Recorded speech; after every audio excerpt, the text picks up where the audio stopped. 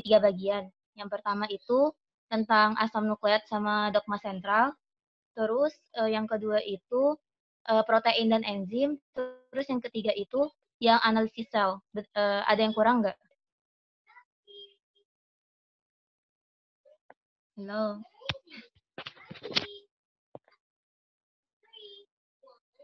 Oh, kalau misalkan suara aku putus-putus bilang aja ya, soalnya kadang-kadang sinyal di rumah aku suka kurang bagus.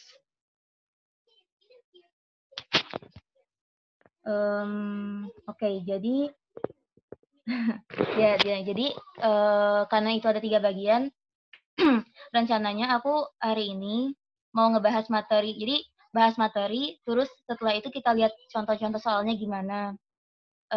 Nah, aku mulainya sama asam nukleat aja kali ya. Oh, kalau misalkan ada yang mau nanya, halo. Kalau misalkan ada yang mau nanya, cut aku aja atau bilang aja apa gitu di chat. Oke. Tunggu, aku nggak biasa share screen. Mana sih share screen? Nah.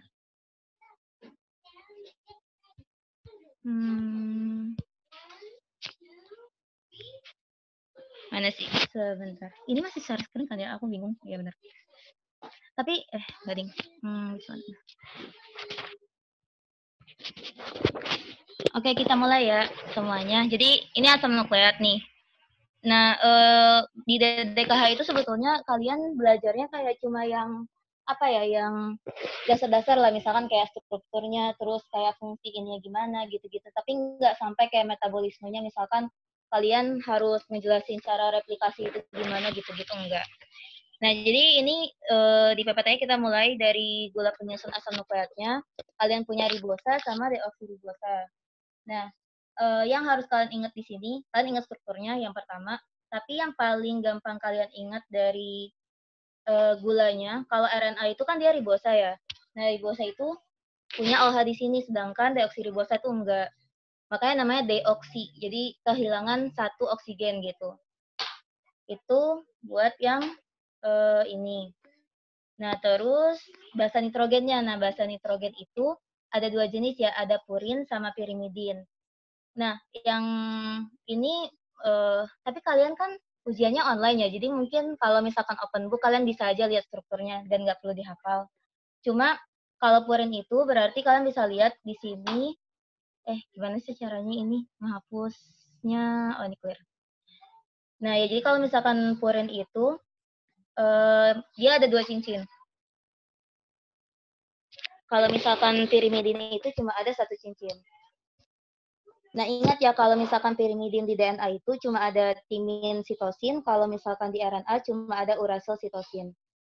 Tuh. Oke, ini masih yang dasar. Terus, nah nukleosida sama nukleotida, bedanya apa? Jadi nukleosida itu cuma ada gula sama basa nitrogen. Jadi namanya kalau misalkan untuk purin, nah kan purin itu tambahin osin, jadi adenosin dan guanosin. Kalau misalkan untuk yang pirimidin, dia tambahin idin, jadi kayak timidin atau enggak ya sitidin.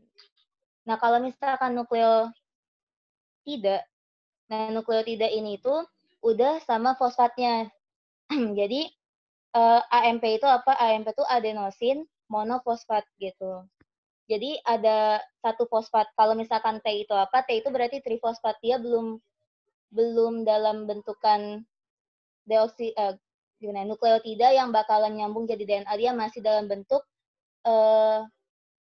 nukleotida dengan energi tinggi yang biasa kita pakai buat metabolisme gitu.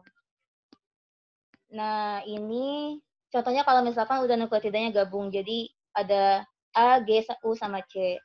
Ini untuk yang ribonukleotida atau RNA, terus yang DNA yang ini. Oh ya, kalau misalkan nama nukleotidanya sendiri untuk DNA itu dia pakai deoksi ya, jadi deoksi adenylate gitu atau deoksi adenosin 5 monofosfat. Nah, kayak gitulah. Ini nggak tahu sih, kayaknya nggak bakal ditanyain juga. Nah, ini strukturnya kalau misalkan dia saling nyambung gitu, jadi membentuk sebuah polimer. Jadi di C nomor 3, anotasinya. Nah, di C nomor 3 ini kan ada OH ini ya. Nah, OH ini sama sih kayak sebetulnya kayak apa sih namanya?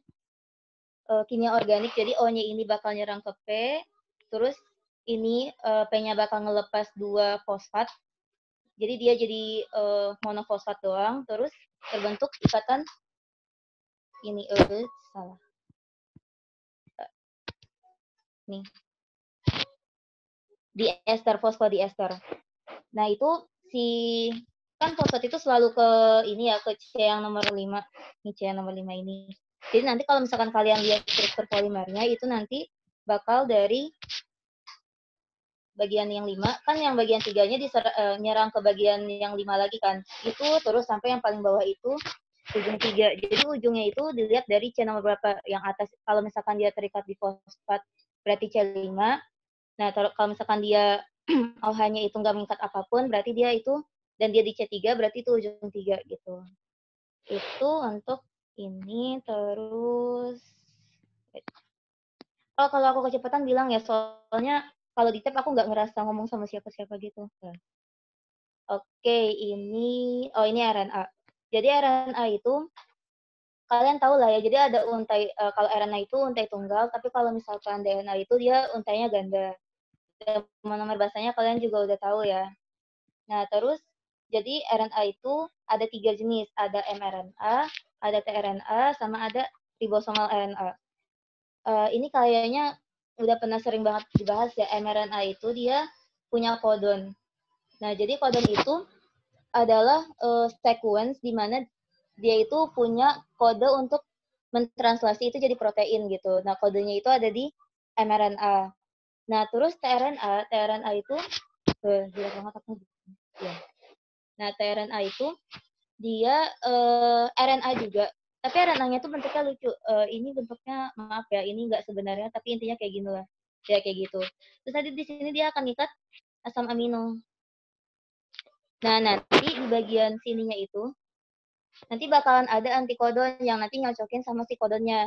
Jadi kalau misalkan cocok, berarti asam aminonya ada di situ gitu. Nanti disambung lagi gitu. Nah, terus ada ribosomal RNA. Jadi ribosomal RNA itu fungsinya dia tuh akan membantu membantu proses translasi tadi. Aku nggak tahu di sini ada atau enggak ya. Bentar, cek dulu. Oh, nggak ada nih kayaknya. Bentar ya. Iya, sepertinya tidak ada. Oh, wait. Oh, ya udah.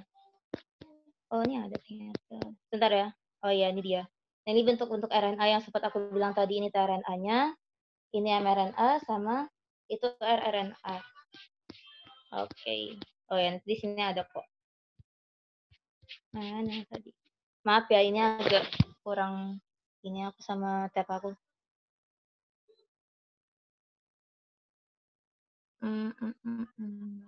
Oke, nah terus lanjut ke asam deoksiribonukleat atau DNA.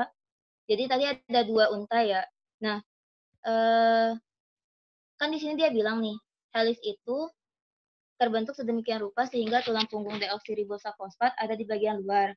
Sedangkan basa yang berpasangan di dalam untai. Itu alasannya kenapa?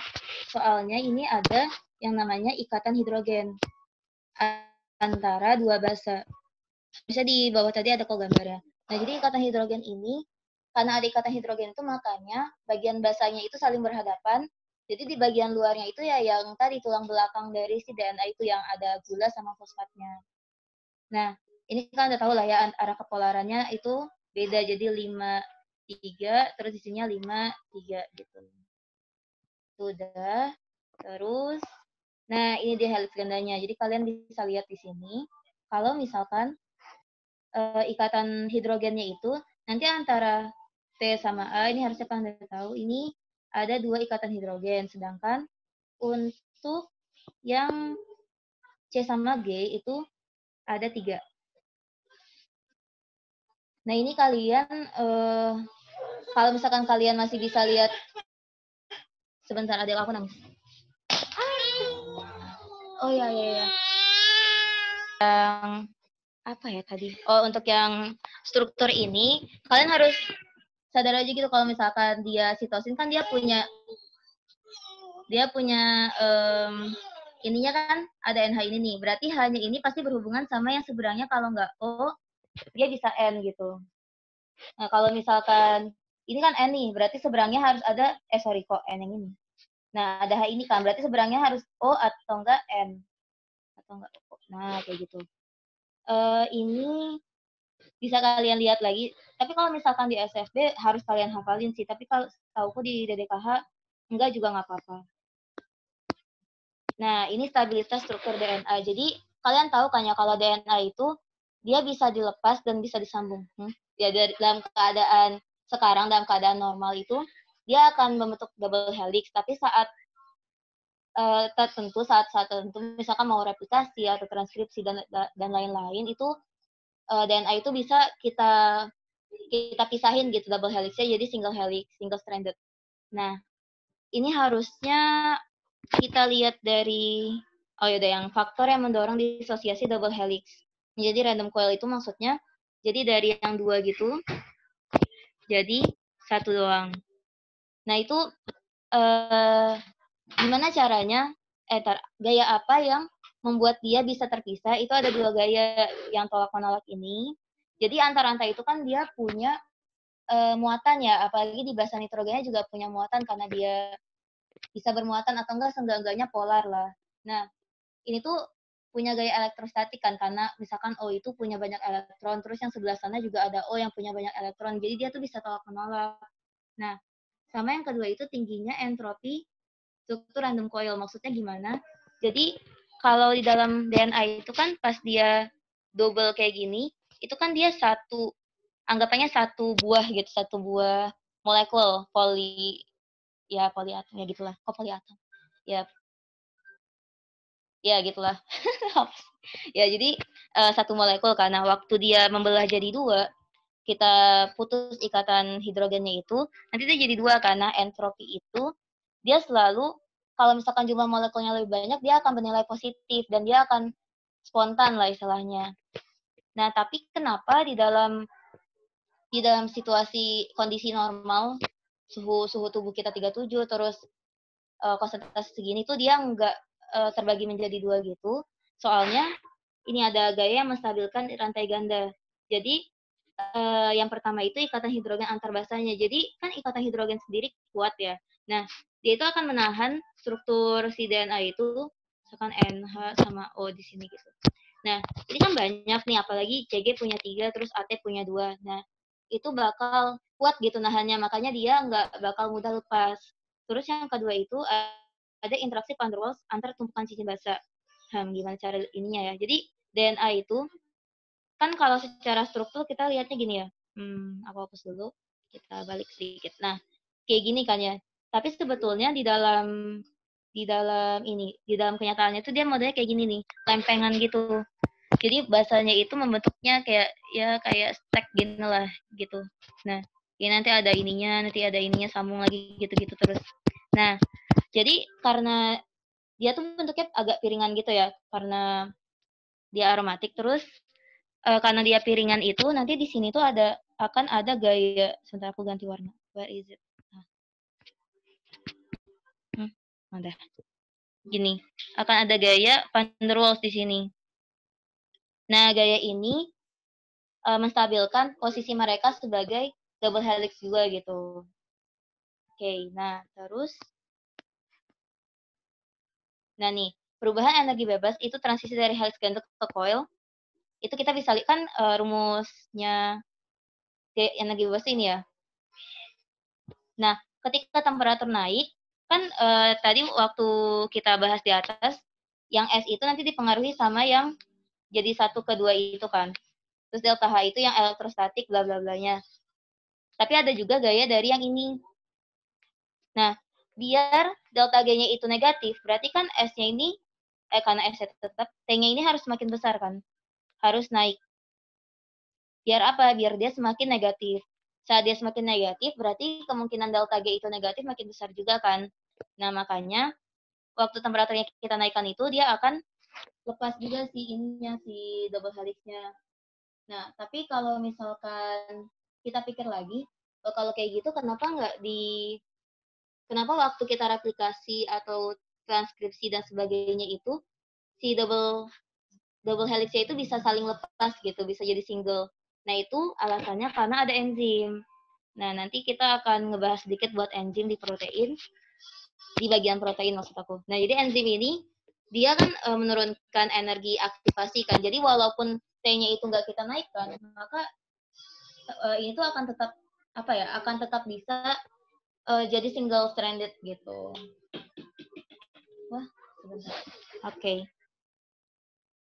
Kalau aku kecepatan tolong ini ya, tolong bilang-bilang ya.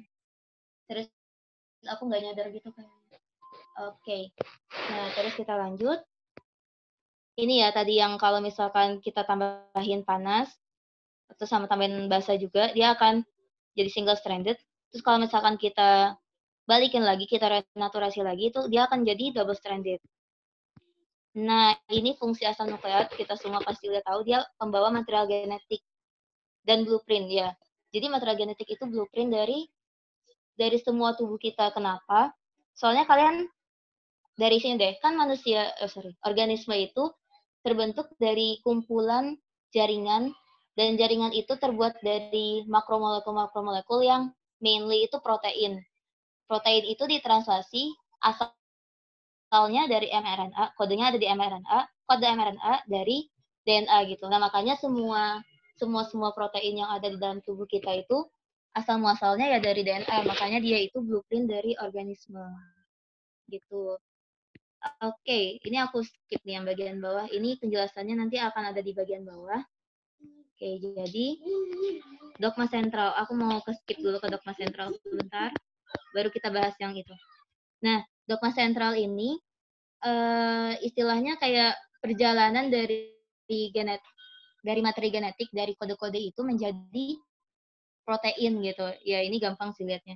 Jadi, yang pertama itu dia transkripsi, DNA jadi RNA. Nah, DNA-nya sendiri kalau untuk memperbanyak dia replikasi. Terus dari RNA, nah ini RNA replication ini, yang dikuningin ini, sama yang ini, itu khusus untuk virus. Nanti aku jelasin habis ini. Nah, dari RNA, nanti dia translasi jadi protein. Dan segampang itu doang dogma sentral. Itu kayak basic dari semua perjalanan DNA, transkripsi, ini, itu. Nah, ini kesimpulannya gitu. Nah, untuk virus. Jadi, nanti virus itu, nanti ada di soal sih sebetulnya. Ada namanya retrovirus. Yang paling kalian kenal mungkin HIV. Aku lupa kepanjangannya apa. Immunodeficiency virus, ya apalah. Ya, sorry ya. Nah, terus tuh, retrovirus ini ada jenis virus yang materi genetiknya itu bukan DNA, tapi RNA.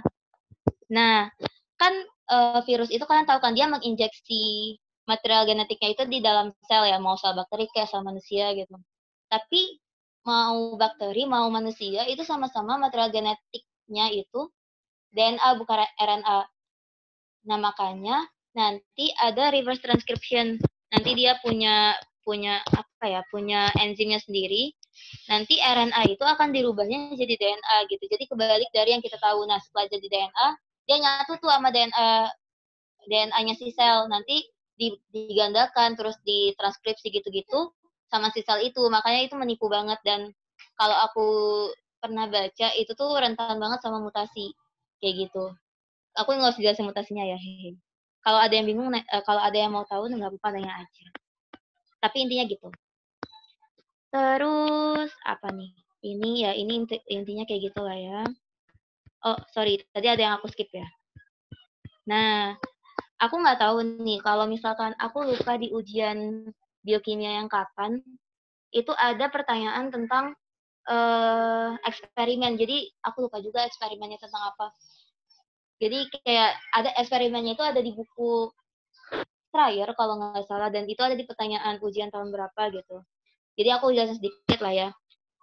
Untuk yang ini, pembuktian DNA sebagai material genetik, gampangnya gini. Jadi si penemunya itu punya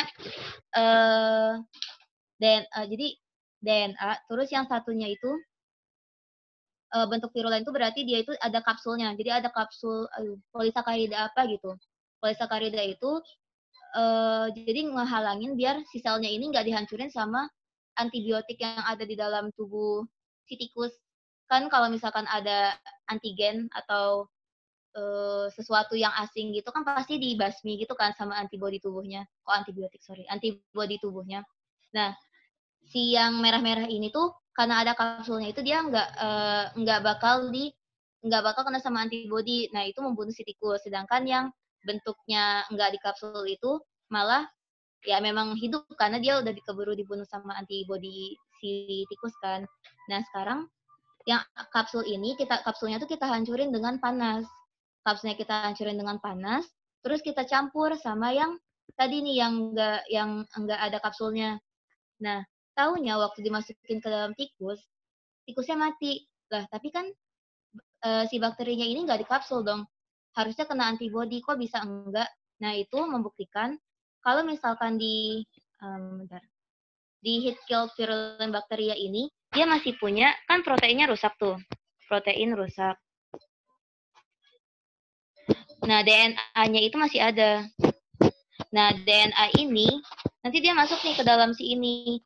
Kan mereka bakteri yang sama ya. Nah, jadi bakteri ini tuh bisa mensintesis kapsulnya. Makanya waktu masuk ke dalam si tikus, dia tuh udah berkapsul, jadi dia tahan sama antibodinya tikus. Nah, itu membuktikan kalau misalkan, di zaman ini kalau aku nggak salah, orang-orang tuh percayanya material genetik itu adanya di protein, bukan di DNA.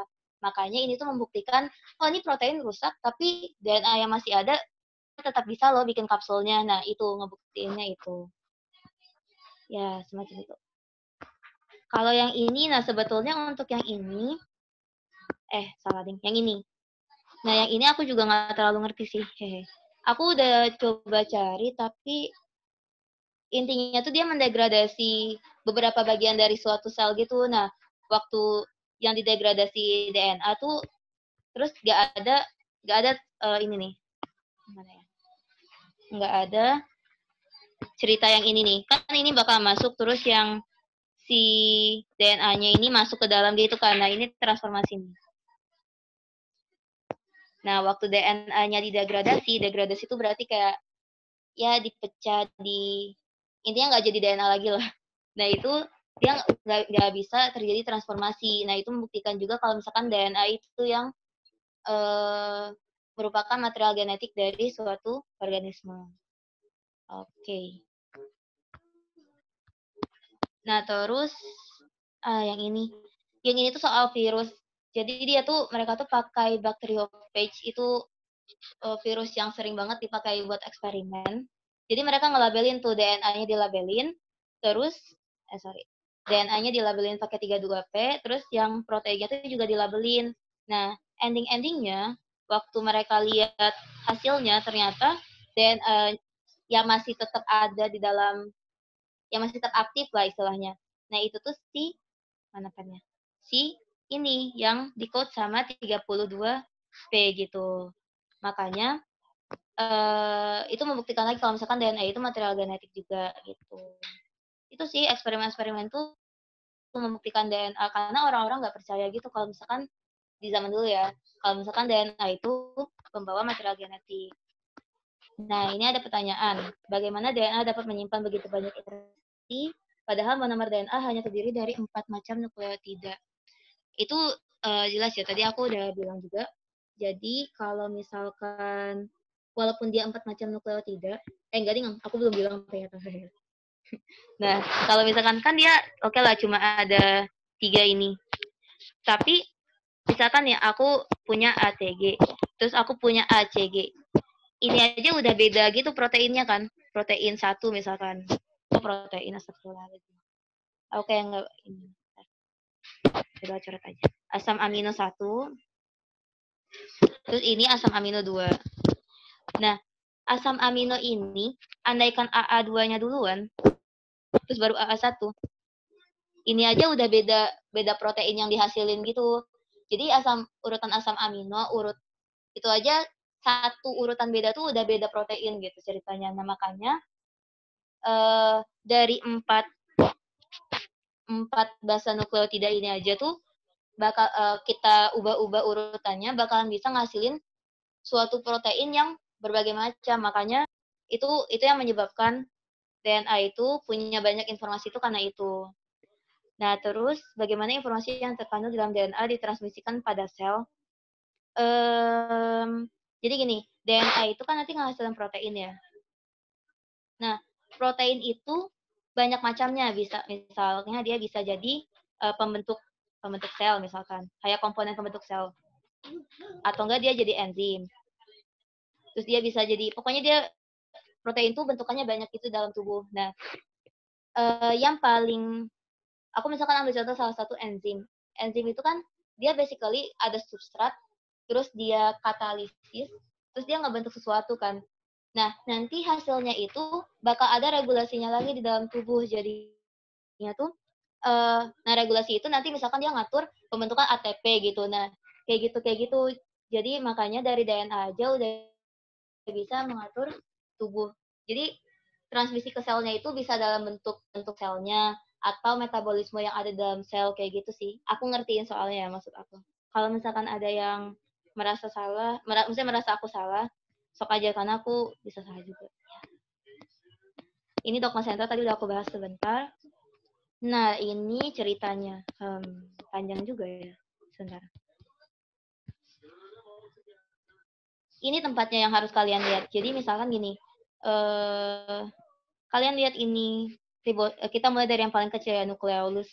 Nukleolus itu ya bagian yang ada di dalam nukleus lagi. Nah, itu tempat untuk mensintesis ini nih. Ini. Apa ini namanya? rRNA. Nah, jadi ribosomal RNA itu dia disintesis dulu di dalam nukleolus, terus baru dibawa keluar ke sitosol. Kenapa dia dibawa keluar ke sitosol? Karena ada proses ini nih. Ya, tapi kita bahas itu setelah yang satu ini. Nah, di dalam nukleusnya sendiri itu kan ada DNA ya di sini. DNA itu ada di dalam nukleus. Nah, jadi DNA itu terreplikasi di dalam nukleus. Jadi replikasi itu nukleus. Nggak cukup. Ya. Terus, nah transkripsi juga ada di dalam nukleus.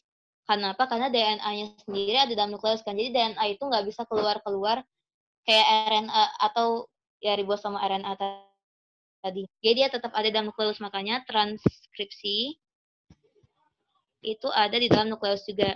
Nah, setelah transkripsi selesai, kan tadi ribosom RNA itu, ribosom sama RNA itu ada di dalam, kan disintesisnya dalam nukleolus. Nah, terus kalian nyadar nggak kalau misalkan pernah dengar yang namanya retikulum endoplasma, susah banget. Iya, retikulum endoplasma. Nah, jadi retikulum endoplasma itu ada yang kasar, ada yang halus kan. Nah, yang kasar itu dia isinya ribosom semua kan. Nah, iya, jadi dan RE ini letaknya ada di dalam sitoplasma. Iya, sitoplasma. Nah, makanya karena RNA-nya ada dalam sitoplasma, maka si RNA ini terpaksa harus transfer gitu dari nukleus ke sitoplasmanya. Nah, makanya translasi itu adanya di dalam sitoplasma. Gitu. Dan dibantu sama ini nih, RNA. Jadi RNA tuh kayak pengapit si mRNA. Ini kan mRNA nih, yang gini. Nah, nanti dia diapit sama ribosom, terus ini tuh tempat si tRNA, ini tRNA yang mengikat protein sih, asam amino dengan asam amino yang di bawahnya. Nanti dia masuk ke dalam sini, terus nanti dia keluar dan seterusnya. Oh, ini protein yang udah jadi, ding. Sorry. My bad. Ini tRNA-nya, tRNA-nya ini nanti dia bakalan nyambung ke sini, terus nanti kebentuk satu asam amino, bentuk lagi kayak gitu. Oke. Itu untuk tempatnya ya. Nah, ini basically jadi DNA itu punya sequence yang dia bisa bikin gak cuma mRNA, tapi juga tRNA dan rRNA. Itu nanti bagian DNA-nya pasti beda-beda gitu. Jadi nanti akan ada regulasi di dalam di dalam nukleus itu sendiri yang oh ternyata di sini nih yang harus kita transkripsi, ini mau jadi mRNA, yang ini mau jadi tRNA gitu.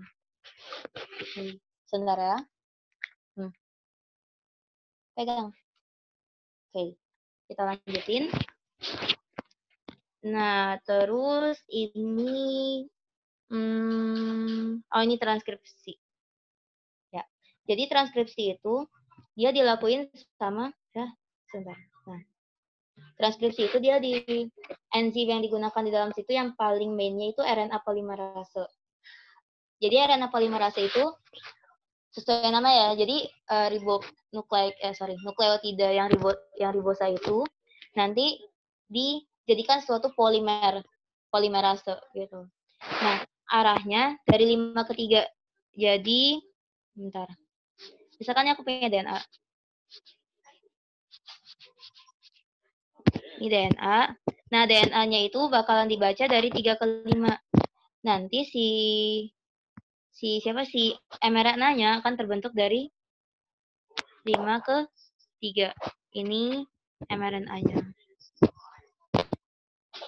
Nah, aku mau coba lihat di sini dulu, ada nggak ya dijelasin. Nah, ini dia. Jadi dari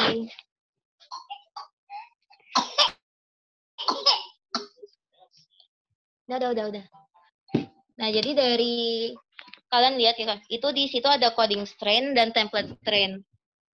Kalau misalkan DNA, jadi jangan kebalik ya. Kalau misalkan DNA coding itu artinya DNA yang mengandung kode yang sama dengan mRNA yang mau dibuat. Jadi sebentar, mana anotasinya? Ya. Nah, jadi makanya dia misalkan kita mau bikin mRNA itu isinya A, U, G, C. Nah, si DNA-nya itu yang coding strain-nya itu dia akan punya A, T, G, C. Nah, tapi kan kalian tahu ya kalau misalkan replikasi, transkripsi dan segala macam tuh harus yang pasangannya gitu. Misalkan aku mau bikin AUGC tadi, berarti si template. Aku tuh harus menggunakan DNA yang TACG. Nah, ini namanya template DNA.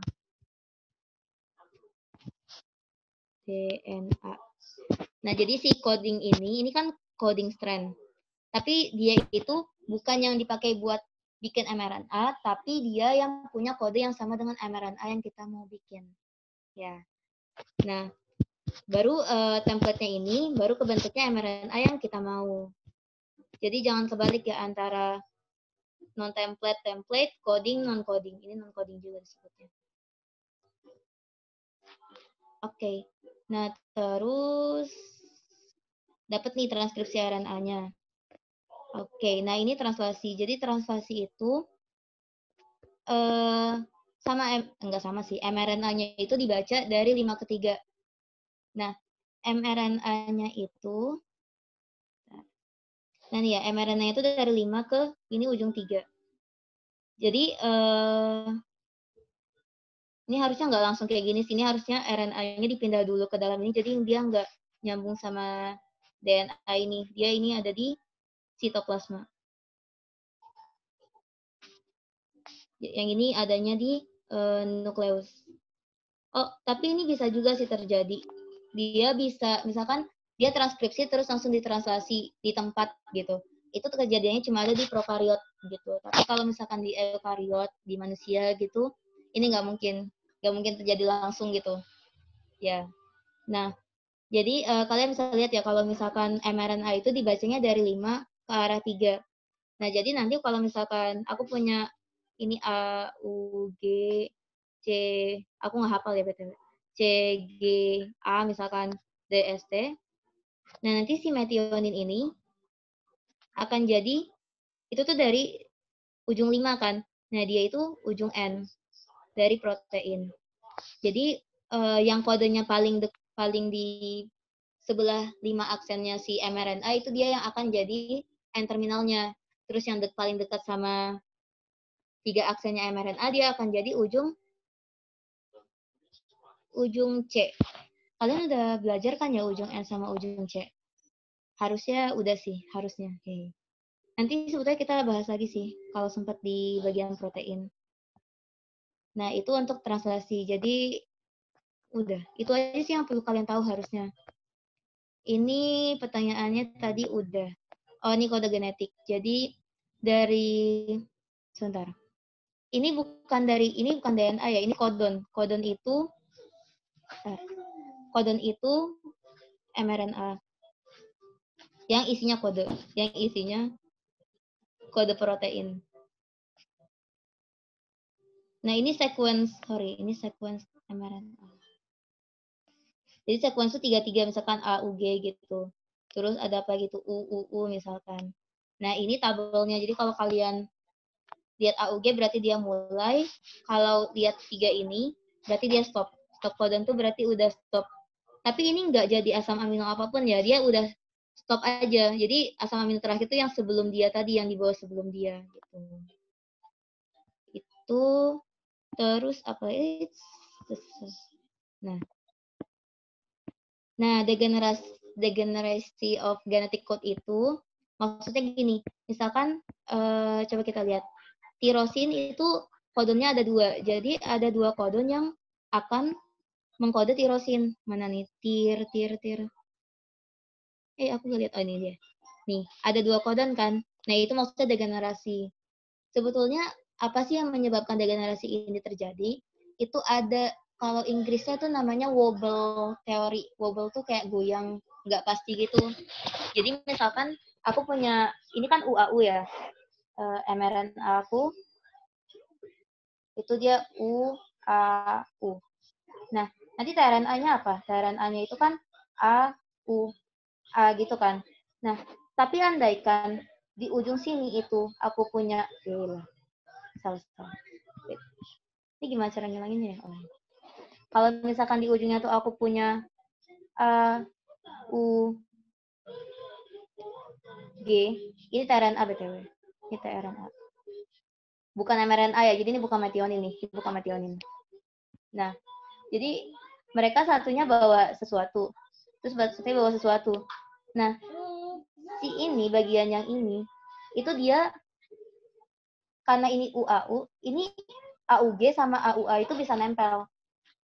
Itu wobble teori. Jadi bagian ini kan 5, malah balik. Gimana nih caranya? Iya. Yes. Kumaha. Nah. Jadi ini kan 5/3 ya. Ini 5/3. Ini 3/5. Nah, jadi kalau misalkan di bagian ini, di bagian yang dekat ke arah 5 ini, dia beda sama yang, kan harusnya U sama A nih, tapi ternyata yang G juga bisa nempel. Nah, itu karena ternyata interaksi yang bagian ini itu nggak terlalu spesifik, bukan spesifik ya, nggak perlu harus spesifik banget. Jadi yang dilihat itu malah cuma bagian yang 2 di depan gitu. Makanya kebanyakan kalau kalian lihat generasi itu nih, dua pertamanya itu sama. Nah, tapi yang akhirnya nih yang beda. Nah, itu kenapa ya? Karena wobble teori tadi gitu. Makanya jangan heran kalau misalkan, ini bisa yang kode arginin bisa ada 4 kodon gitu, 6 malah, 6 kodon gitu. Ini yaitu karena tadi yang wobble teori tadi. Dan di dalam manusia itu nggak semua tRNA ini 64-nya tuh ada yang nggak ada. Jadi beda-beda tergantung organismenya juga. Oke. Nah, ini tRNA yang tadi aku gambar dengan sangat jelek. Mana nih? Ya, salah. Nih. Ini dia, di sini nih antikodonnya. Terus kalian coba lihat, ini kan dari 5/3 ya. Salah dong. Ya. Nah, jadi ini kan dari 5/3. Jadi ini anggapnya 5, ini ke-3. Nah, nanti kalau misalkan kalian lihat harus kalian balik ya. Misalkan mRNA-nya ini 5/3. Nah, ini antikodonnya berarti ya dari 3, ini 3 ke 5 gitu. Nah, ini nih yang aku bilang wobble teori tadi nih, yang di sini nih. Nah, jadi mau dia yang misalkan ini C nih, misalkan ini G kan. Kalau misalkan endingnya A, juga bisa nempel tuh tRNA-nya, juga bisa masuk asam aminonya. Tapi asam aminonya sama antara yang G atau A endingnya gitu. Makanya itu tadi terjadi degenerasi tadi dan translasi itu enggak deh, jangan, enggak usah, nggak jadi, hehe. Nah, terus kita lanjut. Nah, ini aktivasi asam amino. Oh, ini tuh kejadiannya ada di metionin paling pertama. Nah, tuh kan. Ini kalian bakalan belajar nggak ya? Aku jelasin sedikit aja deh. Nah, jadi alasan kenapa AUG itu jadi yang pertama, sebentar. AUG itu jadi yang pertama karena si tRNA yang antikodonnya itu lawannya AUG, itu dia akan membawa suatu metionin khusus namanya FMET kalau aku nggak salah. Kepanjangannya aku lupa, tapi intinya ini nih, sama aja. Jadi tRNA yang metionin ini, dia tuh akan mengikat, nih kalau kalian lihat ini kan backbone si ininya ya, backbone si asam aminonya ya. Nih, ada si ini nih. Kok yang ini sih salah? My bad. Akan ada ini. Yang ngikat tRNA-F ini. Nah, makanya dia itu jadi yang pertama mulai di transkripsi gitu. Itu seingat aku ya. Seingat aku gitu sih. Sebentar. Aku takut ada yang salah.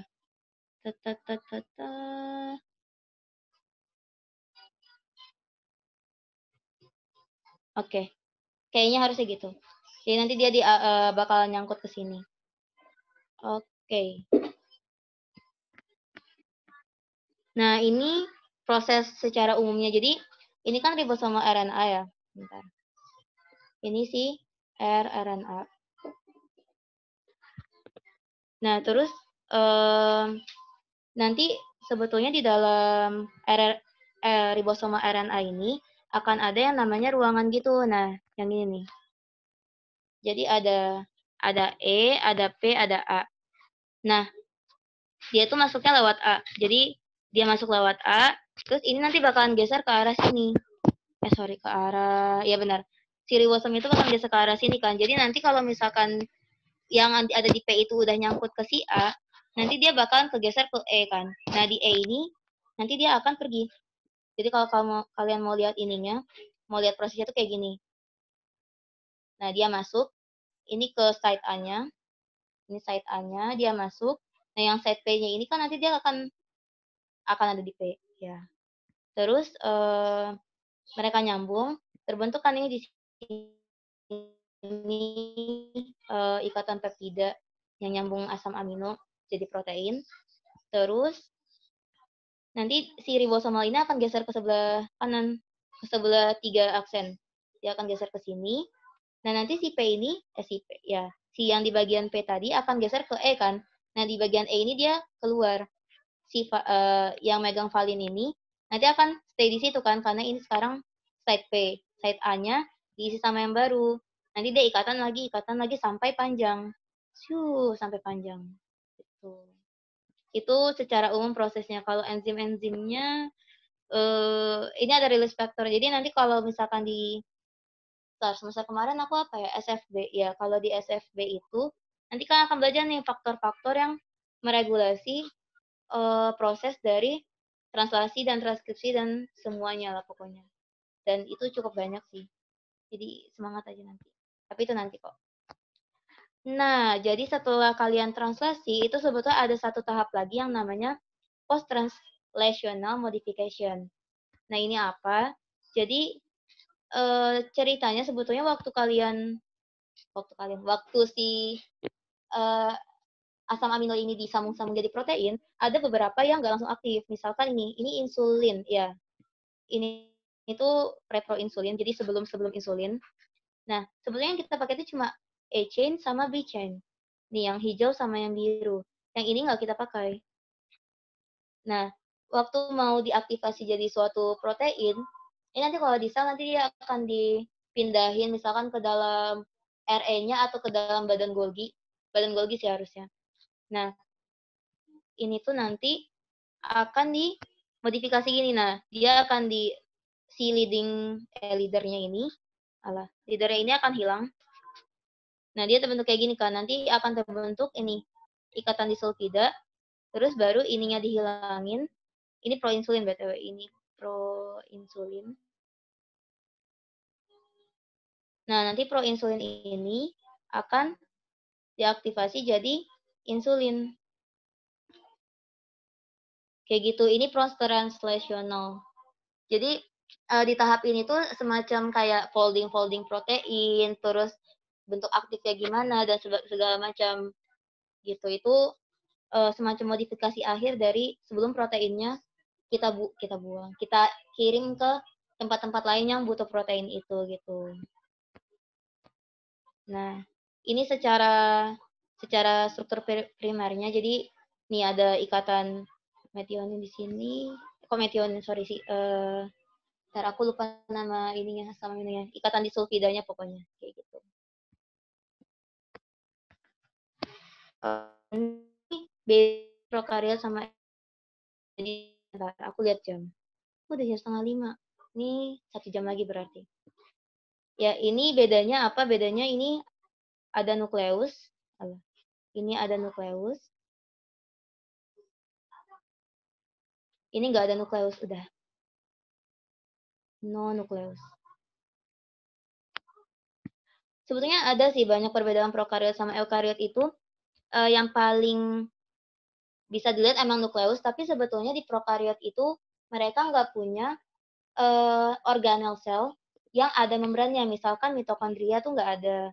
Mitokondria, kloroplas, dan segala macam tuh nggak ada. Pokoknya yang apa namanya, organel-organel yang punya membran sendiri di luar dari membran selnya, nah itu nggak ada di prokariot. Makanya bentuknya simple kayak gini. Oh iya, makanya tadi ini yang aku lupa, yang aku tadi bilang, ini nih, dia kejadiannya langsung. Jadi habis replikasi langsung, transkripsi langsung translasi. Tapi di sini nggak bisa langsung, tidak langsung. Begitu. Oke. Terus ya ini yang tadi. Oke. Ya, DNA udah, yang asam nukleat udah beres. Sebelum, ini habisnya aku mau bahas soal, tapi sebelum kita ke soal, ada yang mau nanya nggak kira-kira? Sebentar, aku mau lihat. Oh, masih ada orang. Jahat banget aku. Oke, stop share. Halo, masih ada orang kan? Masih, Kak, masih. Aduh. Tapi serius ini kayak aku ngerasain sekarang kayak tutor-tutor yang kemarin-kemarin tuh gimana. Tapi serius ini kayak aku ngomong sendiri gitu. Tapi nggak apa-apa. Kalian tidak harus ngomong, nggak apa-apa juga sih. Oke, kalau misalkan nggak ada yang mau nanya, mungkin aku langsung bahas soal aja kali ya. Tapi yang aku lihat-lihat dikit soal kalian itu, adanya cuma dari 2015 ya yang paling baru. Jadi mungkin aku bahas itu aja dulu kali ya. Tapi tentang asam nukleat doang. Nanti yang protein kita lanjut setelah ada materi proteinnya biar nggak bingung. Oke ya? Oke. Ya. Ntar aku share screen lagi. Oke. Di mana itu? Ujian 2015.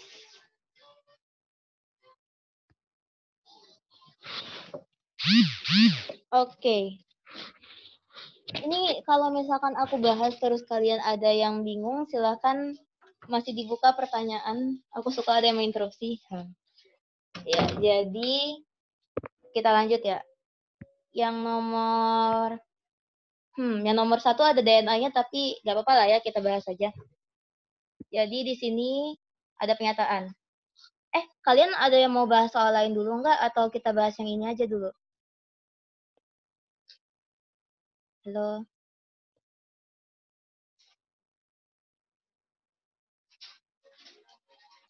Astagfirullahaladzim.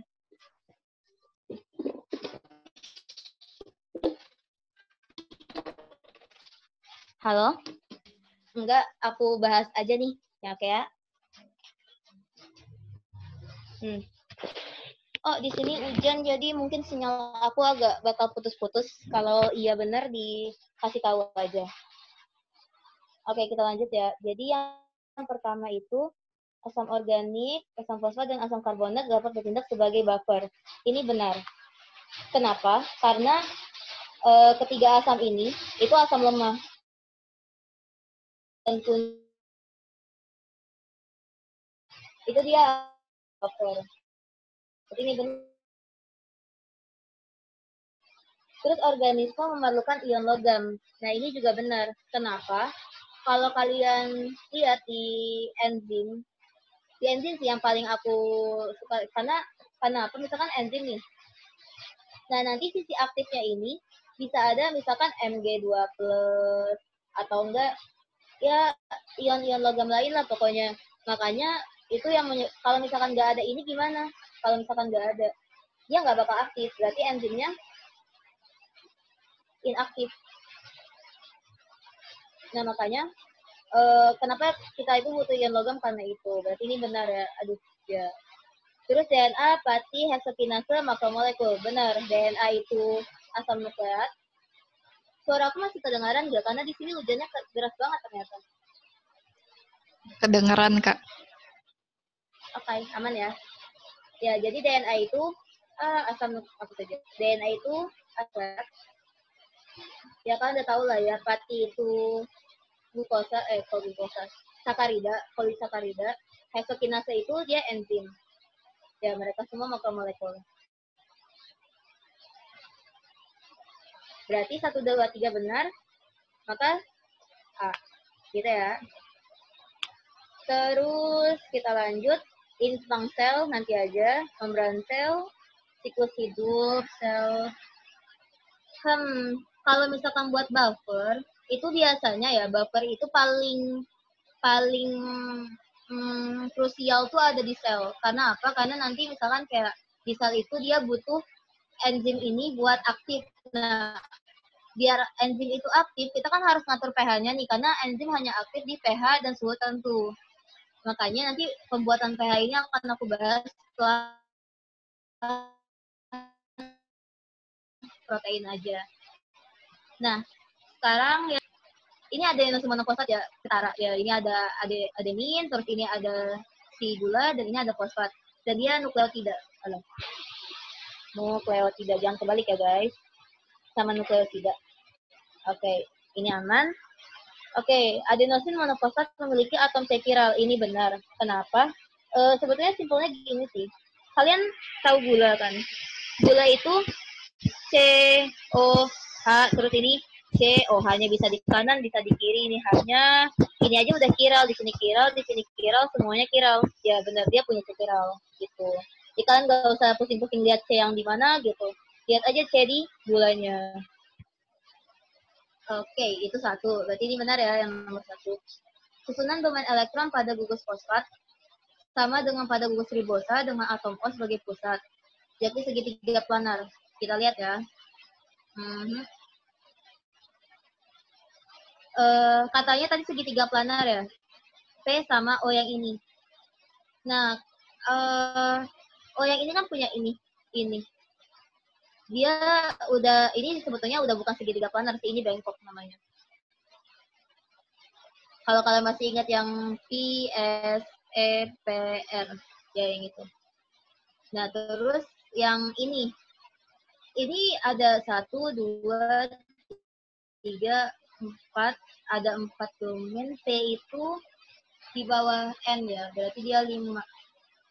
Berarti tetrahedral. Kalian tahu kan ya aku ngomongin apa? Jadi kalian lihat domainnya ini kan ada 4 domain ya. Kalau 4 domain berarti dia tetrahedral karena semuanya ada ikatan. Tapi kalau kayak gini, walaupun dia ada 4 domain, 4 domain tuh kayak ini 1 domain. Ini 1 domain, ini ikatan, tekan nih H2O. Ini 1 domain, ini 1 domain. 4 domain kan? Nah, itu dia bentuk aslinya tetrahedral. Tapi karena duanya tuh ikatan, kita lihat yang ini aja. Nah, makanya dia strukturnya bengkok. Seperti itu. Oke, berarti yang kedua itu salah. Oke, ini udah benar ya coretannya. Terus interaksi antara dua molekul AMP dapat menghasilkan senyawa di ester fosfat.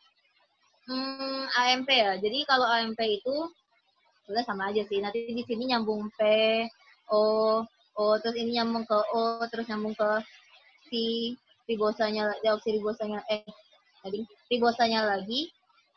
Nah, ikatan ini, ya benar nih fosfoester. Tapi tepatnya sebetulnya ini fosfodiester. Karena apa? Karena ada dua PO. Makanya kalian sering dengar katanya itu namanya fosfodiester. Begitu.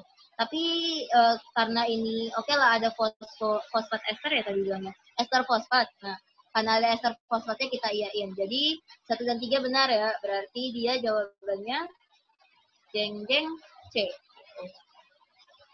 Oke. Kalau ada pertanyaan silakan cut aku aja ya. Kalau misalnya ada bingung. Atau kalau misalkan malu bertanya, malu nanya langsung, bisa lewat chat. Tapi aku susah lihat chat kalau di sini. Atau enggak kalian chat lain aku. Oke, riwa. Oke, ini Escherichia coli kita skip.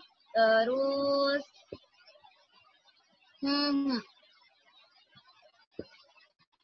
jangan deh ini protein. Nah, ini karena ada nukleotidanya kita bahas. Nah, asam amino adalah unit terkecil protein. Ini benar. Terus nukleotida ada unit terkecil asam nukleat. Benar juga. Nukleotida itu yang udah ada fosfatnya ya. Jadi kalau nukleotida itu sebetulnya dia belum menjadi monomer yang sempurna karena fosfatnya masih kurang. Nah, yang ketiga, fungsi protein berubah dengan berubahnya struktur 3D dari protein. Ini benar. Mungkin nanti aku akan bahas lebih lanjut. Jadi ini A jawabannya. Glisin ini protein, kita skip. Nah, ini dia DNA. Jadi bahasa penyusun terkecil DNA ya, deoksiribosa. Ini benar ya, CGAT. Benar ya. Gula penyusun unit terkecil RNA ada deoksiribosa. Ingat, ini RNA berarti gulanya ribosa gitu, bukan deoksiribosa. Makanya ini salah. Terus nukleotida ada nukleosida yang kehilangan gugus fosfat. Ini salah. Kenapa? Ya karena ini kebalik. Jadi nukleosida itu adalah nukleotida yang kehilangan gugus fosfat gitu. Jadi ini kebalik, makanya salah. Nah, yang benar satu saja berarti E. Nah, struktur sekunder DNA terbentuk akibat adanya ini struktur sekunder tadi aku kayaknya nggak ngebahas deh. Misalkan kalian punya yang ini fosfat, terus ini si gula, ini si basa N, maaf ya ini simplifikasi sekali. Ini O, terus nanti nyambung lagi ke P, gini, gimana nih? Gini. Ya, DST. Nah, ini tuh struktur primer. Jadi struktur satu untainya aja, struktur paling dasarnya. Struktur sekunder itu yang mana? Struktur sekunder itu saat kalian sudah ketemu ini. A sama T, G sama C. Jadi ini kayak bahasa nukleotidanya yang main. Si adenosin, aduh aku lupa lagi bentuknya. Ya, pokoknya yang tadi ikatan hidrogen itu struktur sekunder. Jadi struktur sekunder dari si DNA itu dibentuknya sama ikatan hidrogen gitu. Nanti dia beda sama protein ya. Jadi DNA itu cuma sampai struktur sekunder. Dia nggak ada struktur yang lebih tinggi lagi levelnya. Dah. Nanti untuk yang protein bisa sampai 4 level. Nanti kita bahas. Oke, lanjut. Pada trinukleotida berikut, PA, PC, PG, di mana gugus OH bebas terikat, ini sebetulnya agak rancu ya ngomongnya. Jadi, kita lihat nih. Maksudnya P itu apa? P itu anggap, kalau aku ya, nganggapnya itu fosfat. Jadi, ini fosfat, terus gula, sorry ini terlalu mager. A, terus nanti dia nyambung ke fosfat lagi, nyambung ke gula, terus ini C, terus P, ini gula, ini G. Sorry, ini gula. Nah, ini nih. Ini kan trinukleotida. Ini OH ya, ujung OH. Di manakah gugus OH bebas terikat? Nah, aku mikirnya bebas terikat tuh jadi molekul lain bisa mengikat OH itu karena dia nggak terikat sama siapa-siapa. Itu yang aku pikirin, makanya jawabannya pasti yang ini. Pada ujung 3 aksen gitu. Kalau misalkan kan di sini OH itu ya, aku anggapnya gitu sih. Jadi ini kan OH-nya nih, tapi OH ini terikat sama fosfat. OH di sini juga terikat sama fosfat gitu. Nah, yang bebas cuma ada yang di ujung 3. Ingat ya, ini 5 aksen, ini 3 aksen. Makanya yang jawabannya ya A. Tuh. Oke, kita lanjut. Nih. Berapa banyak kemungkinan urutan oligonukleotida yang mungkin kalau terdiri atas 10 basa nitrogen? Oke. Jadi anggapnya kita ada ini ingatin aku ya, aku udah agak lupa soal apa nih kombinasi gitu. Jadi kan dia ada 4 space nih, 4, 10, 3, 4, 5, 6, 7, 8, 9, 10.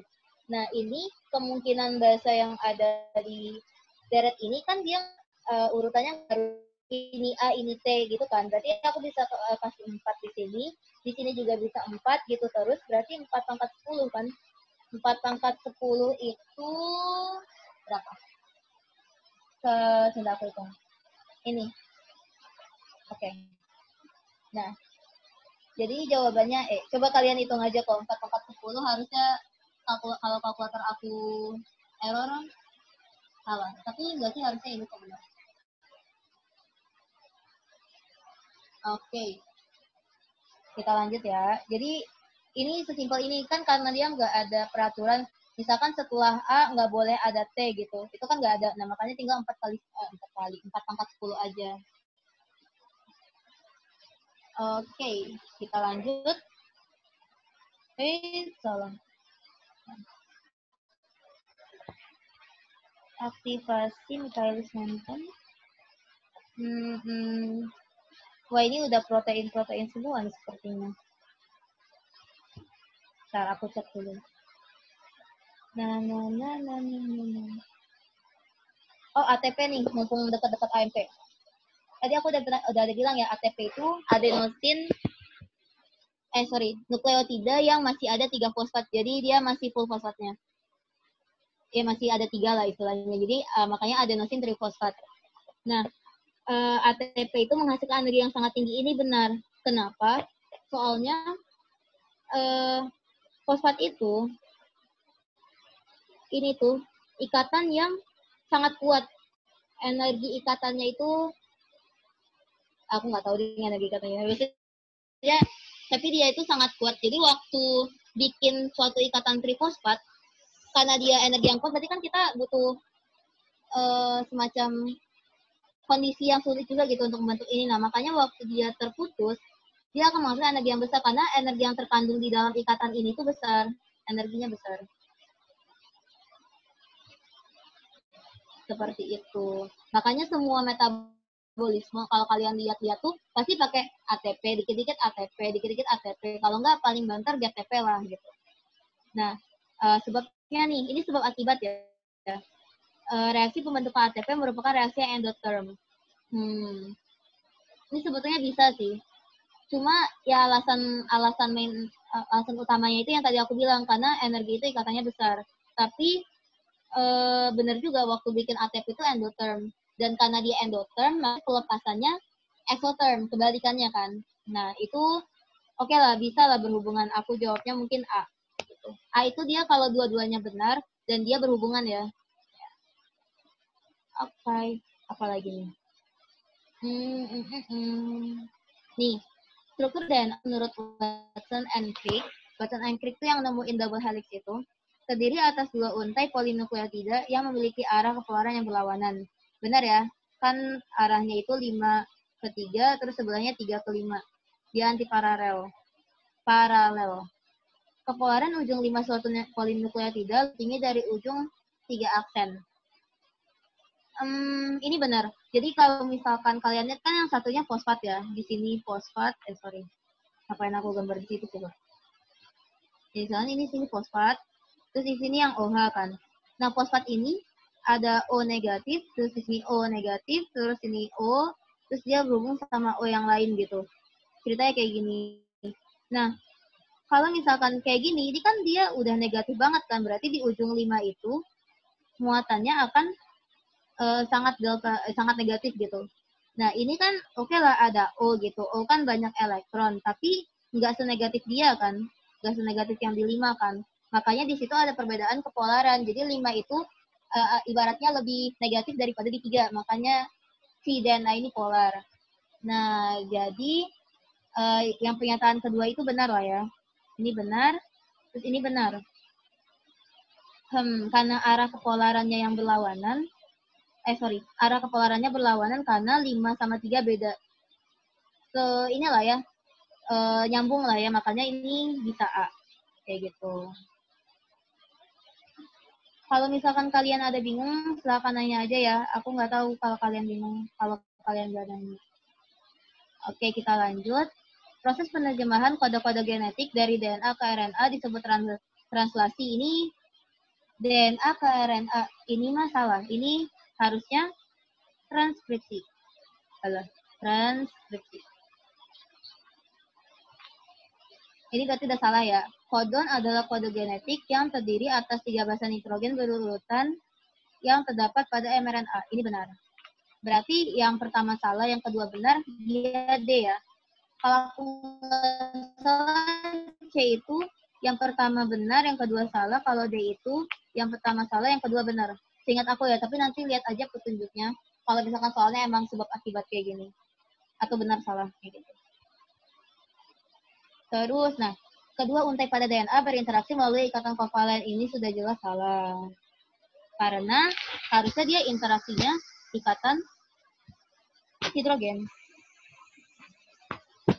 Gitu. Oke, itu salah. Adenosin monofosfat dapat berinteraksi dengan timidin monofosfat, berarti maksudnya AT ya. Melalui basa-basa nitrogennya. Ya, ini benar. Berarti yang kedua, yang pertama salah, yang kedua benar, berarti dia D. Oke, terus. Nah, nih yang terakhir.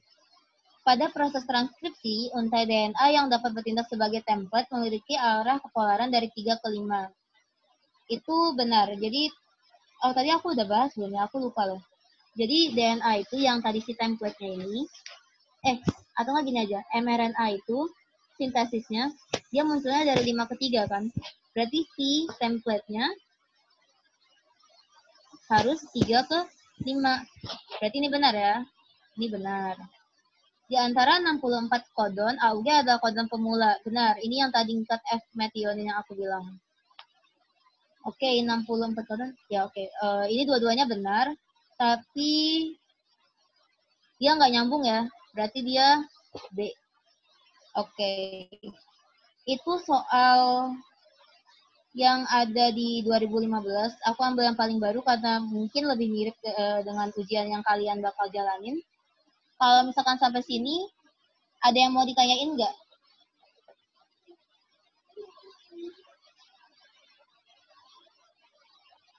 Halo, halo?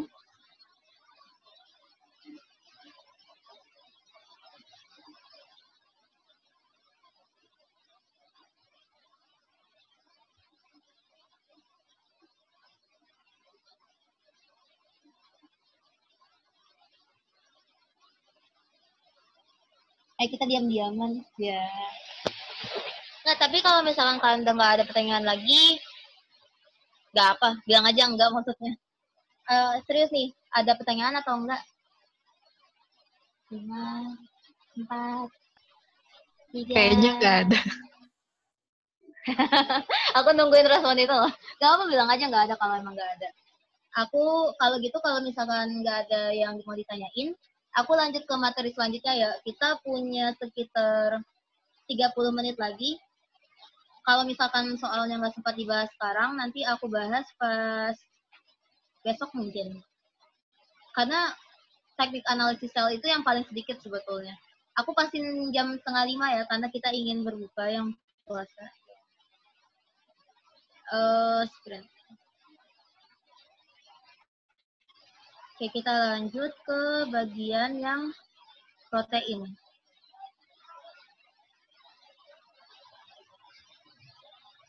Ya, jadi protein yang paling, belum aku ubah dong deskripsinya, ya udahlah, maaf ya, agak chaos. Ya, jadi struktur proteinnya itu, sorry, apa sih? Protein itu kita lihatnya dari strukturnya dulu yang paling dasar. Jadi tadi aku sempat bilang kan, struktur protein itu punya 4 level. Beda sama DNA yang punya 2. Jadi levelnya itu paling ya struktur primer sama struktur sekunder gitu. Nah, kalau protein ya ada 4. Jadi ada sekunder, ini yang sekunder, terus ada yang tersier, dan ada yang kuartener. Ya.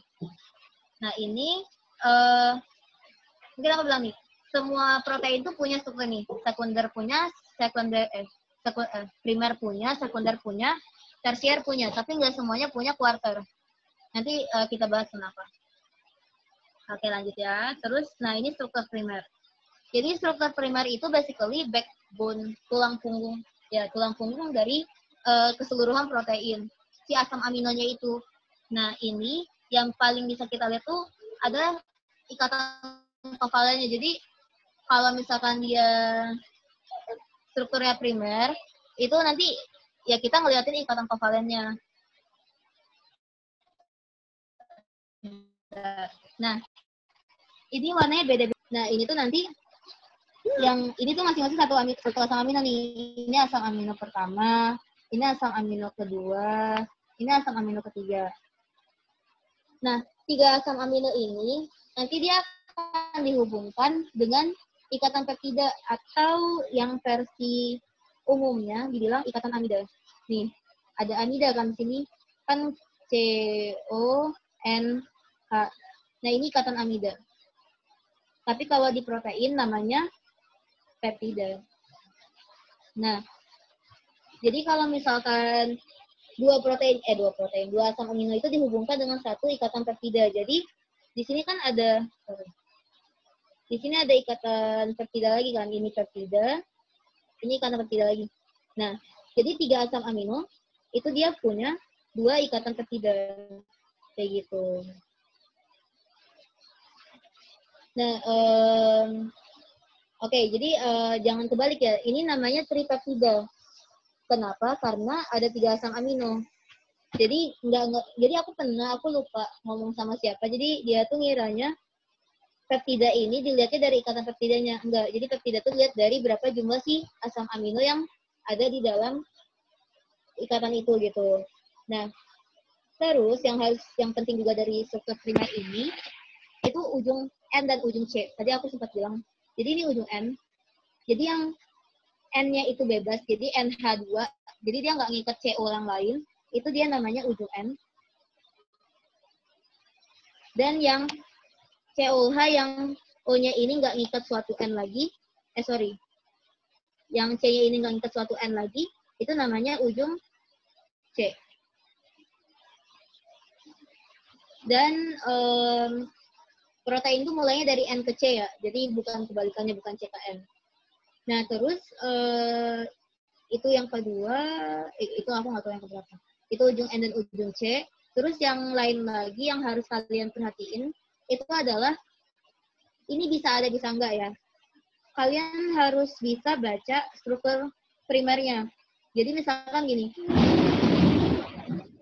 struktur yang paling utama dari protein itu N, H2, terus ini ada H, terus ada R, terus di sini COH. Nah, R ini, setiap asam amino itu bakal beda-beda, tapi yang bagian ini, mana nih? Nih, bagian ini tuh sama aja. Nah, jadi R-nya, kalau di sini kan bisa lihat tuh R-nya gini nih, 1. Nah, terus ini nggak ada kan, tapi ini ada H kan. Nah, jadi R-nya itu si H. Terus di sini itu R-nya si CH3. Nah, ini namanya, berarti dengan R-nya kayak gini, yang pertama itu dia namanya valin. Yang ini glisin. Yang ini alanin. Nah, nanti ada, tadi kayaknya di soal ada deh, tapi nggak aku ini. Jadi kalau misalkan ini namanya tripeptida, ini bisa juga dibilang valgliala, kalau aku nggak salah singkatannya. Kayak gitu. Ini nama tripeptidanya. Seperti itu. Udah, itu untuk yang struktur primer. Mana ya? Terus kita lanjut ke struktur sekunder. Nah, ini struktur sekunder yang sangat terkenal. Ya, ada alpha helix sama beta sheet. Jadi sudah ada beta turn juga, cuma itu jarang banget. Jadi nggak aku masukin ke sini. Dan aku nggak tahu itu sebetulnya ada atau enggak. Nah, kan kalau tadi struktur primer itu dibentuknya dengan ikatan kovalen ya, membentuk suatu ikatan ketiga. Nah, kalau misalkan yang struktur sekunder ini, dia itu dibentuk oleh alpha helix. Jadi misalkan gini, kita punya NH2, ini R ya, ini OOH, kok OH, jangan OH. Kenapa sih di sini nggak bisa anu? Ya udah, ini N lagi, NH lagi, terus ini lanjut R, ini OOH lagi, lanjut ya gitu. Ya, astagfirullahaladzim, ON, H, lanjut. Nah, nanti di sini tuh bakal ada kayak gini nih. Misalnya N, di sini H. Terus di sini tuh O lagi, terus di sini R, di sini itu N, H, terus di sini O. Oh, berarti hanya ke sini. Nah, nanti ini mereka kan ada interaksi ikatan hidrogen ya. Itu, ini nggak ada. Terus ini ada lagi. Nah, ini bakalan ngebentuk si yang beta sheet ini. Aku lagi gambar beta sheet ngomong. Nah, ikatan hidrogennya itu terjadi antara si karbonil backbone-nya. Jadi bukan R-nya nih. R-nya di sini kita nggak lihat sama sekali nih. R ini nggak ada. Nggak ada cerita di struktur sekunder itu. Pembentuk ikatan hidrogennya cuma dari karboksilat yang karbonil yang ada di backbone, terus sama NH yang ada di backbone. Jadi nggak ngelihat gugus samping dari si asam aminonya. Nah, nanti dia interaksinya tuh ada yang muter gini, jadi dia muter dulu, terus pas hanya ini ada, nah dia baru berinteraksi sama si O gitu. Nah, nanti ini juga misalkan O ini nanti dia berinteraksi sama si NH yang ini gitu. Kalau ini dia tadi yang aku bilang dia kayak papasan gitu kalau yang di beta plated sheet. Nah, yang ini tuh bisa paralel tuh jadi dia arahnya sama. Misalkan ini ujung N-nya, ini ujung C. Jadi dia ini ujung N ke ujung C. Jadi kalau kita gambarin secara protein, misalkan ini mulai startnya di sini ya, kayak gini, terus dia kemana-mana gitu. Nah, terus dia kayak gini. Ini kan ujung N-nya, ini ujung C. Ini ujung N-nya, ini ujung C. Nah, ini dia paralel gitu. Nah, kalau anti paralel, ada yang anti paralel, itu dia kebalikannya. Jadi misalkan ini ke sini, nanti dia ini ke sini. Itu biasanya kita gambarnya kayak gini. Nah, yang paling gampang. Jadi ini kan N-nya, ini C-nya, yang ini N-nya, ini C-nya. Ngerti kan ya maksud aku N ke C itu gimana? Jadi awalnya mulai dari sini, terus ini kan ini kan ke arah C kan. Nah, ini tuh searah gitu loh, dia ke sini, sama dia ke sini, itu paralel. Kalau anti paralel tuh dia ke sini, yang awalnya ke atas, terus dia ke bawah gini, kayak gitu. Itu gampangnya sih lihatnya. Oke. Terus struktur tersier. Nah, di sini ada aku udah kasih lihat bond types-nya.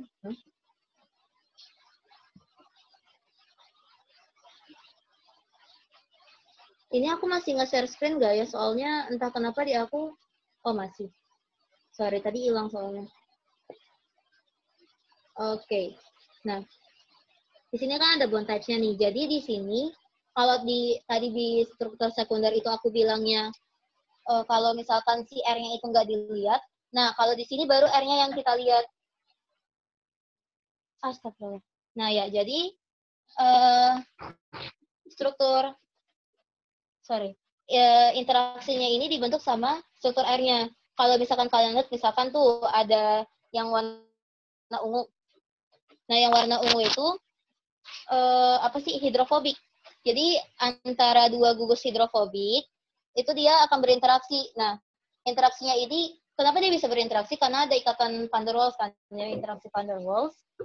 Nah, interaksi van der Waals ini sebetulnya mereka tuh saling berinteraksi. Kenapa? Karena mereka menghindari air. Jadi kan protein itu dia terlarut dalam air ya. Nah, makanya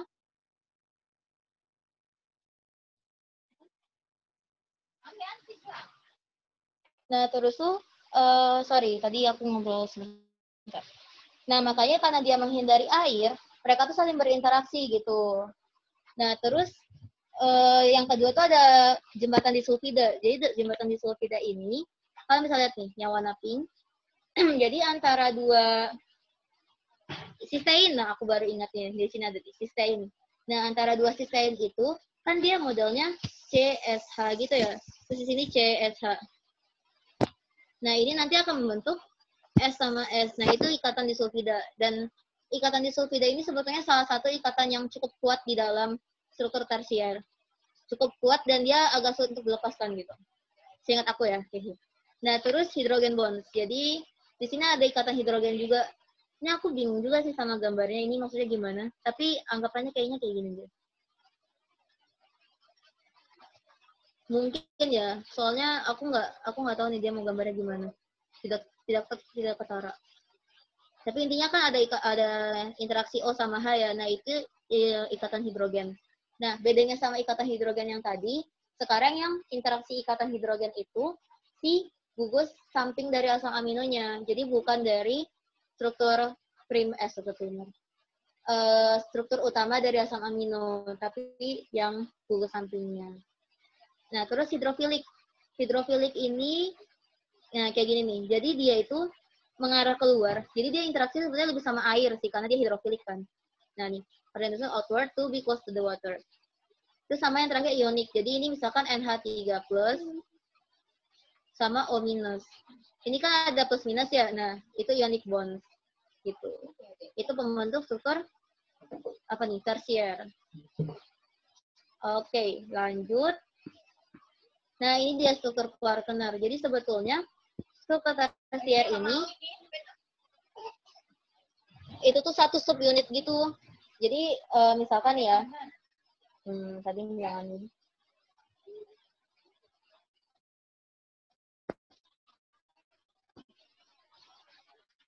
Nah, di sini kita bisa lihat ya. Nah, satu ini tuh namanya satu subunit. Jadi tadi struktur tersier itu sebetulnya ya ini satu subunit ini struktur tersier. Nah, jadi satu subunit ini kalau misalkan berinteraksi satu sama lain, itu dia jadi bisa jadi satu protein gitu. Dan ini interaksinya itu lewat kayak van der Waals gitu sih mainly. Jadi sebetulnya nggak jauh beda sama tersier sih, tapi bedanya di sini tuh yang saling berinteraksi itu antara satu subunit sama subunit lain gitu. Makanya dia jadi suatu protein yang besar. Nah, tapi nggak semua protein punya struktur apa namanya? Quartener. Kenapa? Karena ada juga protein yang cuma punya satu subunit. Jadi dia cukup sampai struktur tersier, dia udah bisa berfungsi gitu. Jadi beda-beda antara misalkan kayak insulin yang tadi. Insulin yang tadi kan dia kayak gini ya. Terus di sini ada sulfida. Terus di sini juga ada sulfida. Nah, terus tuh itu kan cuma struktur tersier ya, tapi dia udah bisa jadi insulin gitu, udah aktif sebagai insulin. Nah, berarti dia kan nggak punya struktur Quartener gitu. Oke, ini untuk struktur ya. Astagfirullahaladzim. Nah, kita lanjut. Mana nih? Ya, ke enzim. Jadi enzim itu protein yang berperan sebagai biokatalis. Tadi kan aku sempat bilang ya, protein itu sebetulnya dia bisa dalam bentuk misalkan dia protein yang membentuk sel, dia jadi membran sel atau semacamnya. Nah, enzim ini satu-satunya protein yang bisa membantu suatu reaksi gitu. Makanya namanya biokatalis. Nah, ini untuk struktur umumnya dari enzim. Jadi dia punya kofaktor. Kofaktor ini dan koenzim ya kalau di sini. Dua koko ini itu sebetulnya pembantu gimana ya, aktivator lah istilahnya, semacam aktivator dari si enzim. Jadi kalau misalkan nggak ada koenzim dan kofaktor, itu dia nggak bakal aktif si enzimnya. Karena intinya dia bentuknya belum pas untuk jadi enzim lah istilahnya. Nah, apa bedanya kofaktor dengan koenzim? Jadi kofaktor ini tuh biasanya ion, logam. yang paling sering sebenarnya banyak sih, Mn bisa, Fe bisa, Mg bisa, banyak pokoknya. Makanya tadi itu kita butuh ion logam ya karena ini. Karena kofaktor itu dia ion logam, biar suatu enzim itu aktif. Nah, kalau koenzim ini dia itu suatu senyawa, jadi bukan ion logam, dia senyawa. Misalkan kalau kalian pernah dengar kayak yang pernah dekat itu FAD, kalau aku nggak salah, FAD atau FADH. Sorry, koen. Ya, FADH2. Nah, ini dia bisa terikat secara, biasanya tuh terikatnya nggak secara kovalen sih, terikat kayak interaksi. Nah, lebih kayak interaksi hidrogen atau semacamnya. Jadi dia nempel di sini gitu. Nah, kedua kofaktor dan koenzim ini dia akan membentuk si catalytic site. Catalytic site ini itu ada tempat di mana substrat itu bisa nyangkut. Misalkan aku hapus dulu ya. Nah, substratnya itu di sini. Ini substrat. Nah, nanti reaksi-reaksinya itu ya terjadinya di sekitar sini gitu. Nah, terus ini ada yang namanya apoenzim ya. Jadi apoenzim tuh yang ini nih, yang biru-biru ini. Yang biru-biru ini. Nah, dia tuh bentuk enzim kalau dia belum aktif. Namanya apoenzim. Terus kalau dia udah aktif, udah ada si kofaktor, udah ada koenzim, maka dia disebutnya sebagai holoenzim gitu. Oke. Nah, ini mekanisme kerjanya yang kalian udah tahu, itu ada dua. Ada log and key sama induced speed model. Nah, jadi dari dua ini, ya dua-duanya bisa dipakai sih. Jadi, karena setahu aku tuh belum ada ini yang fix gitu. Ini log and key atau induced speed gitu.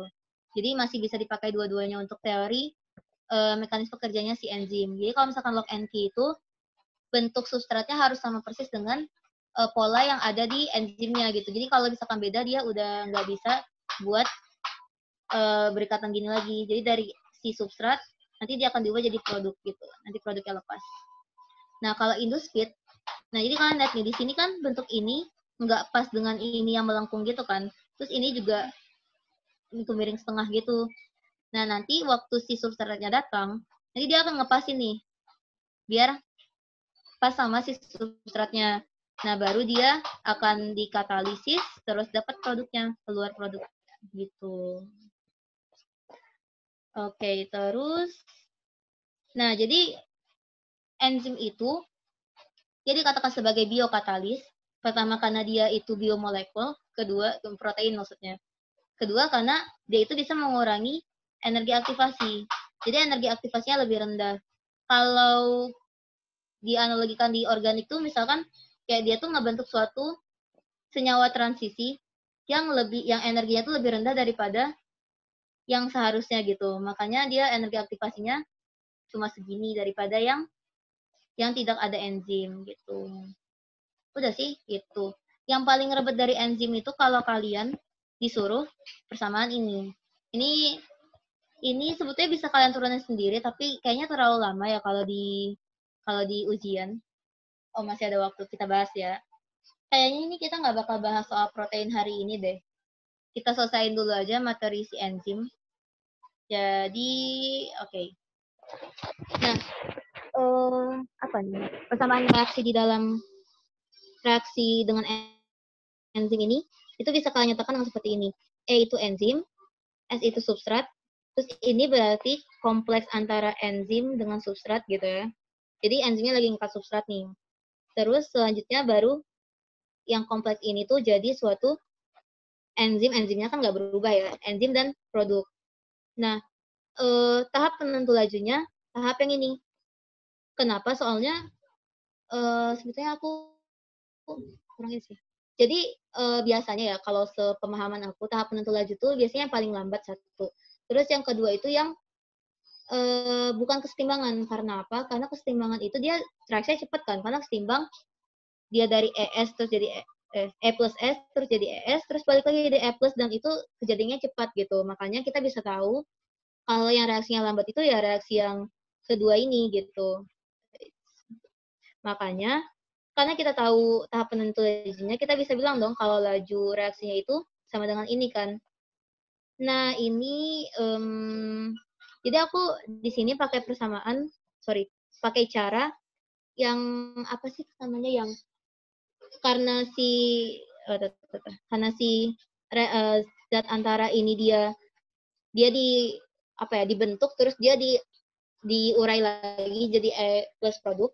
Nah, makanya kecepatannya itu sama dengan 0 kan. Nah, ya cara yang itu aku lupa namanya cara apa. Nah, karena dia sama dengan 0, kita dapat nih persamaan ini. Sorry, yang ini.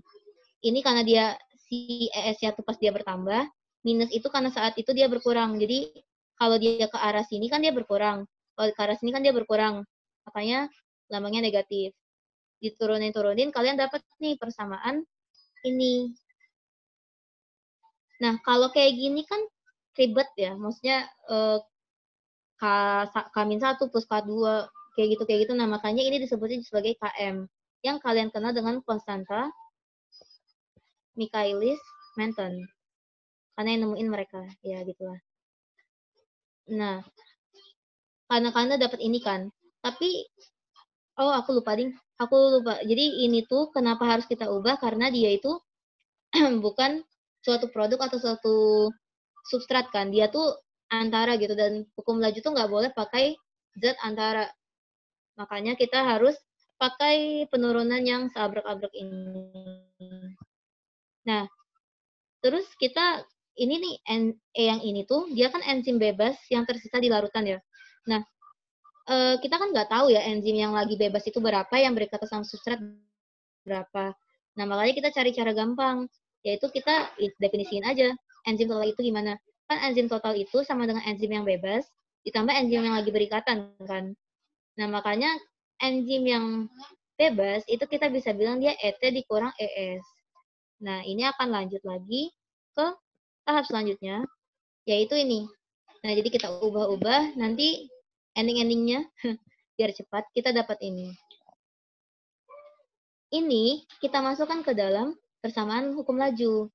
Kan sekarang udah nggak ada yang ini kan, yang zat transisinya kan. Nah, dia jadi seperti ini. Nah, ini yang kalian kenal dengan hukum laju yang sering banget dipakai di Michaelis-Menten.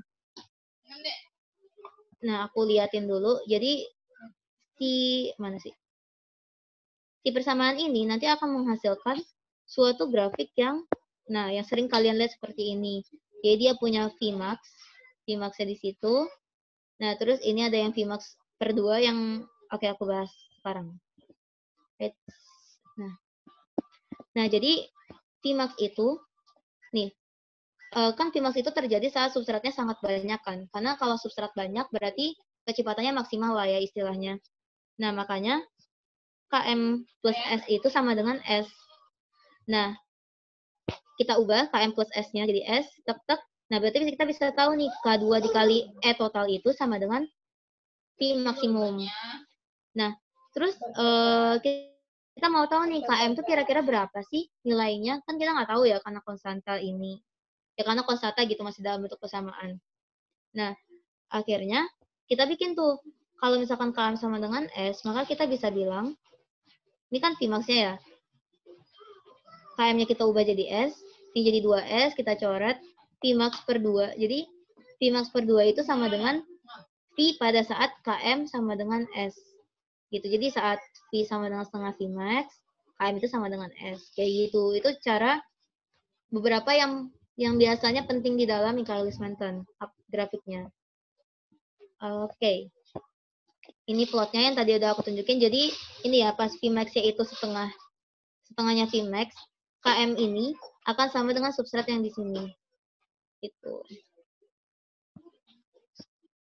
Oke, lanjut. Nah, ini pokoknya dua persamaan ini kalian harus tahu deh. Soalnya seingat aku di kelas aku kan sama Bu Fida ya. Jadi di kelas Bu Fida tuh kita nggak pernah banget ngebahas ini. Taunya keluar di ujian. Itu aku kesel banget sih. Tapi untungnya ada di tutor. Ya, waktu itu ada pernah dibahas di tutor sama anak genap. Nah, ya, jadi kita lanjut. Aku agak ngecercol dikit. Nah, persamaan Line-Weber-Burk itu sebetulnya simpelnya adalah persamaan Menten di satu perin. Jadi kayak gini. Ini kan Michaelis-Menten nih. Ini persamaan MM. Nah, ini di satu perin, ini satu perin. Kan ini jadi 1 per P, ini jadi kebalik kan. Jadi alasannya tuh kenapa? Karena kalau dibikin grafik, KM plus S ini tuh susah gitu loh. Dia tuh pecahan tapi di bawahnya tuh ada suatu penjumlahan gitu. Itu kan nggak bisa dipecah gitu ya. Misalkan KM S gini nggak bisa kan ya, ini nggak mungkin. Nah makanya dia balik dulu. Jadinya kayak gini nih. Nah ini tuh bisa dipotong kan, jadi KM per Vmax S tambah S per Vmax S gitu. Itu tujuannya. Sebetulnya dari kesamaan Lineweaver-Burk. Biar dia gampang diplotin sebetulnya. Nah, kita tahu nih kalau Vmax itu kan konstan ya. Mau berapapun substratnya ya Vmax-nya ya segitu-segitu aja gitu. Terus KM juga konstan, ya namanya juga konstanta Michaelis-Menten gitu, konstanta. Nah, makanya yang nilainya bervariasi itu kan cuma V-nya sama S-nya kan ya. Makanya nanti di sini itu kita bikin dia jadi seperti ini. Jadi antar aku clear dulu, aku turunin. Nah, jadinya nanti si Y-nya itu 1 per V, terus M-nya itu si KM per Vmax, ini kan konstanta ya. Jadi aman. Nah, X-nya itu si 1 per S, C-nya itu 1 per Vmax. Si apa sih namanya titik potongnya, titik potong di sumbu Y-nya. Nah, kalau kita lihat di dalam plotnya, nah kita bisa lihat nih, tadi kan gradien itu KM per Vmax. Nah, Vmax-nya kita dapat dari mana? Dari ini, dari titik potong yang ini. Dapat ini, Vmax-nya masukin, dapat KM. Kayak gitu. Ini nggak usah dilihat, ini min 1 per KM. Tapi nggak usah dilihat. Dua ini sih yang paling ini. Nah, dengan begitu kita bisa tahu KM tanpa harus kita bikin KM sama dengan S pada saat 1 per Vmax, kok 1 per Vmax? Pada saat V-nya itu sama dengan setengah Vmax gitu. Seperti itu. Nah, makanya Lineweaver-Burk itu plot yang lebih gampang dipakai karena kita bisa dapatin dua konstanta itu. Gitu. Oke, wah ada inhibisi enzim. Sekarang sudah jam berapa? Sekarang udah 5:21, tapi inhibisi enzim itu sebetulnya agak banyak. Mau aku bahas sekarang atau besok aja?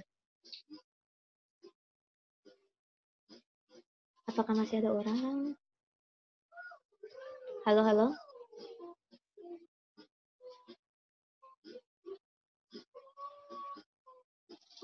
Aku stop share dulu ya. Udah, San?